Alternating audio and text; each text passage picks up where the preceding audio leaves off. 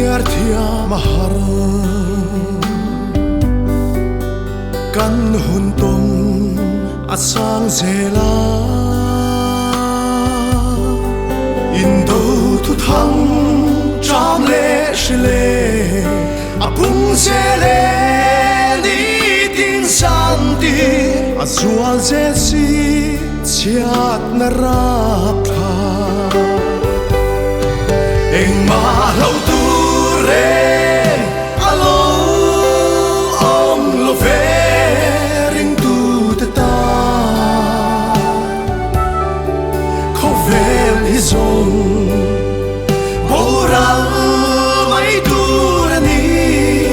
aral thuai do ma se kalal i sua a chuai do lo za tuan khangi a ro pui zua zelo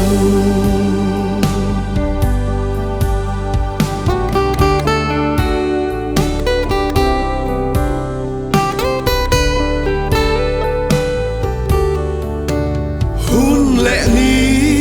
lo dang la mi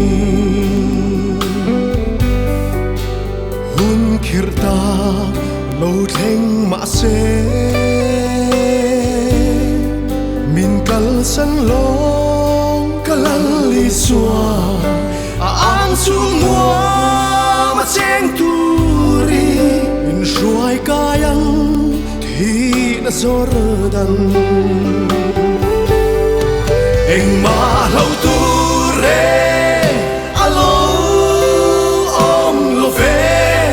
ring tu ta ko vel hi zong boral mai tu ni aral thuai do ma se kalal i sua a chuai do lo za tuan khangi a ro pui zua zelang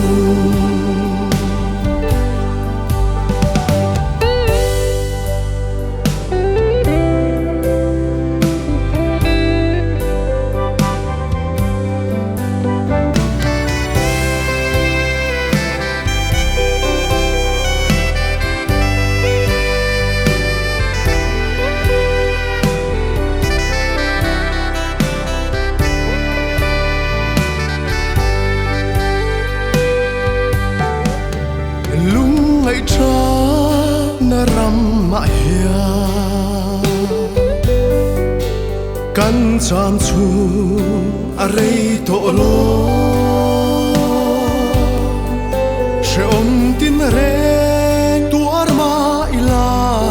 ke ni song fan khwa le tuite sa tuan tan kan ni to si